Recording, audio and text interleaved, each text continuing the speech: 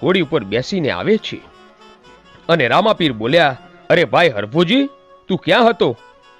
હાલ હાલ તારા વિના અમલ કટોરો મને નહીં મજા આવે. પછી તો બે ભાઈઓએ કહુંબા પાણી લીધા. પછી હરભુજી કહે છે કે ભાઈ, મેં તો અમંગળ સમાચાર સાંભળ્યા મારા ભાઈ. ત્યાં તો મારા પગ નીચેથી જમીન સરકી ગઈ. સમાચાર સાંભળ્યા કે રામાપીરે સમાધિ લીધી છે. પણ સારું કર્યું ભાઈ, તું અહીંયા જ મને મળી ગયો, નહીં તો મારા દેહમાંથી પ્રાણ જ નીકળી જાત.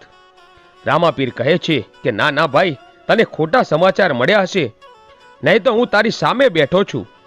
આમ પછી તો અમલ ઘોડીને બંને ભાઈઓએ પીધો અને પછી બંને ભાઈઓ નોખા થયા. નોખા થઈને અડધે સુધી પહોંચે છે ત્યારે હરભુજીને એમ થાય છે કે લાવને પોકરણગઢ ઘરે મળી આવું. આમ વિચારીને તે પોકરણગઢનો રસ્તો પકડે છે અને રામાપીર બીજે રસ્તેથી જાય છે.